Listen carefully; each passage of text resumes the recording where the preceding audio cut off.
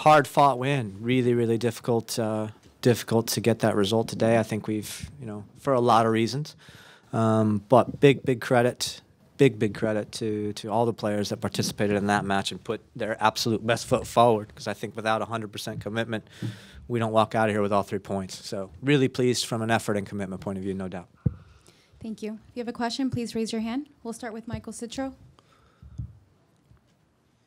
Jason, you have to be pretty happy to have Dwyer back for this game. Obviously goes out, gets the brace. Can you just give your thoughts on how he performed in his first game of the season? Yeah, super to have him back. Super to have. I think for one particular point of view, just tactically gives us a little bit more of a true number 9, and we've been kind of playing without one for the first 3 matches. So to have a true target there, a true player that's going to be in the box to finish things is nice, real nice for us from a tactical point of view. But big credit to him for taking his goals, and he took them both very well, and he showed, I think in particular, showed an amazing amount of commitment. And we're still building. So that's, last week was his first match sort of scrimmage minutes in an 11-a-side for over a month. Barely made it through 45, and I think today he threw his guts out there for us to last 60 or 65, whatever it was. We'll go to Mike Ramajo. Coach, I guess it feel in a way kind of getting that monkey off your back, getting that first result of the season as well after, was it 3 tries already, and finally get those 3 points at home? Yeah, no doubt. I think that's one of the factors I think that kind of plays into why it was such a wild affair for us. I think there's just so much pent-up emotion on our parts to get that first one of the season, especially now at home. And so now I think we can put that in our pockets and hopefully really improve as we move forward. Go to Jordan. Coach, it looked like to start the second half you deployed a bit of a tactical shift to a 4-2-3-1 or something that looked more like a 4-2-3-1. Are we going to see more of that as the season wears on?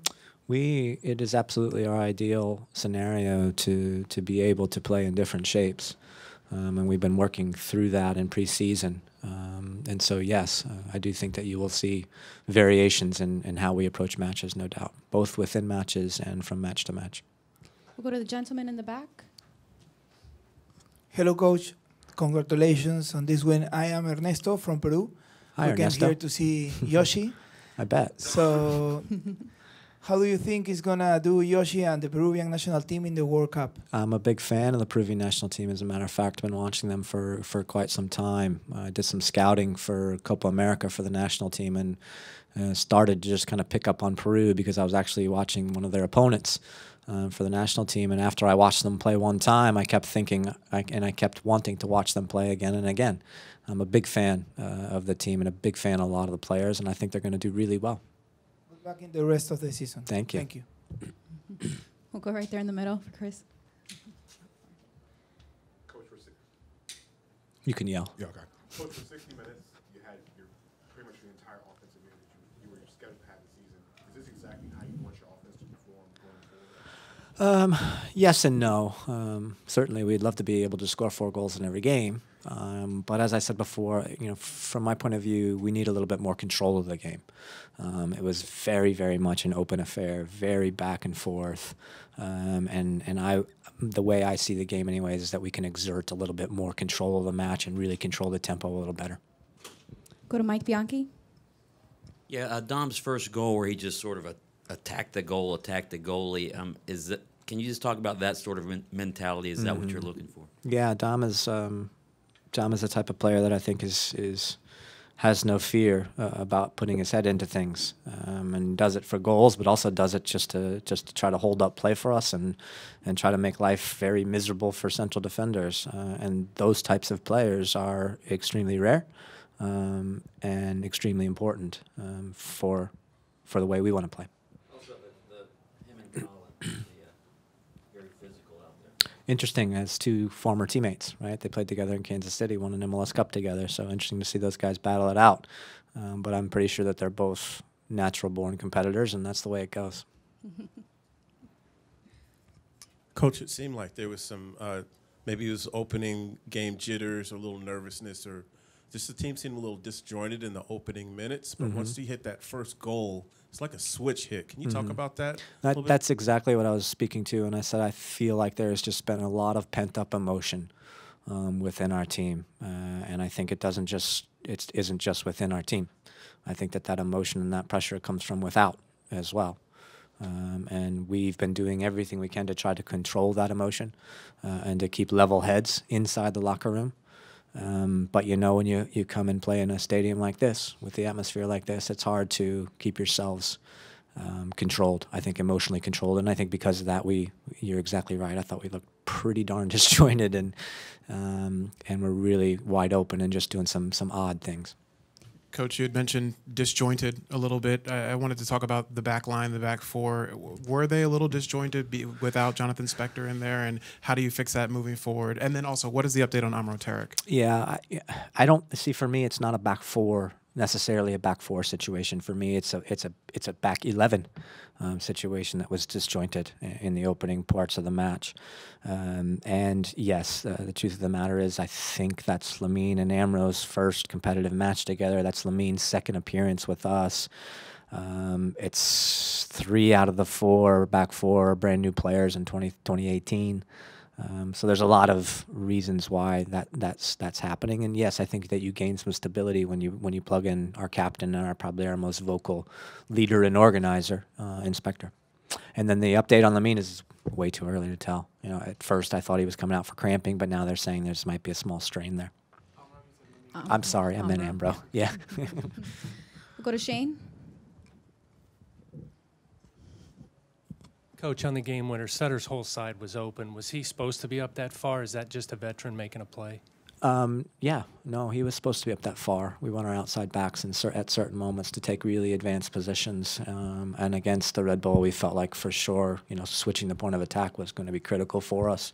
Comes off of a throw-in, a little bit of a disorganized situation, but still, we went from the left to the right very quickly, and you see how wide open he is.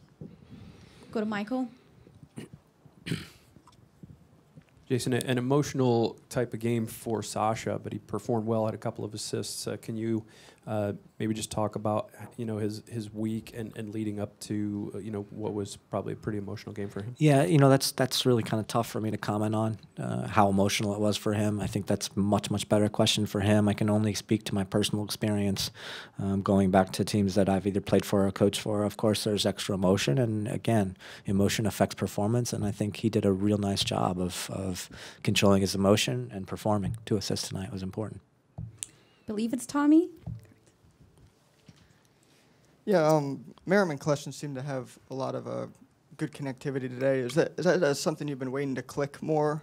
Yeah, absolutely. That's only their second match together this season. Sasha's first game was 2 weeks ago against New York City, and obviously that was a difficult field and difficult circumstance to play under. We think that those 2 players are like-minded and should be able to combine very well, but we also have a few others that we think should tie into there as we move forward as well. So for the 4th game of the season to be able to score 4 goals, I think that says something about our offensive connectivity and ability to produce. Go to Mike Bianchi. Yeah, Coach. One of the main supporters of the Iron Lion firm passed away this week. They were paying tribute to him up on the wall. I'm just wondering, can you speak to the relationship between teams and their fans and their supporter groups, and how people sort of rallied around the Iron Lion firm? Yeah, you know, I think there's very few clubs in MLS for certain that feel as tight a connection between the fans and the coaches and the players and the whole club. And I spoke to this many times, that I think it's quite special. I think it's quite special that, you know, we received that news about his passing away, and I know there was quite a few of our players, coaches, and other people involved in the club that have donated to him and sympathized with that situation. You know, it's always my ideal in every club I go to that we end up as a family, and that the fans are part of that family as well. And we feel very, very strongly that our fans can do incredible things for us to help support us and help push us through and gain points for us if they continue to believe in us. And so it's always deeply, deeply sad to see somebody go so early. We'll take 2 more questions. We'll go to Austin and then Jordan. Austin, right up here. Jason, we saw players from Stoneman Douglas High School soccer team here today. Whose idea was that to bring them in? Now you're speaking way above my pay grade. No, we had a chat about that a few weeks ago, and thought it would be a really, really cool idea to be able to do that. But I can't speak particular on whose idea it was. I think we just all have to share credit for that. What did it mean for them to be here today then?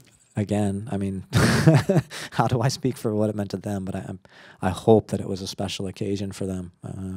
We talked about when would be the right time, and for me, the right time was to do it before the game and to have them down and watch warm-ups and be on the sidelines and get a real feel for how special a place this is. We'll go to Jordan. That was my question. Oh. Then I think there's one more from gentleman. Coman finally got to play significant minutes. Yeah. How did he perform based on your expectations? Good. Really good. I think there was some incredibly bright moments from him. You see what a special player he can be. You can see that he has the ability to unlock some things. He's got fantastic quickness and speed, and I think brings us a really different element. But wasn't perfect. There's some moments there where we prefer him to be a little more simple. But all in all, couldn't be happier.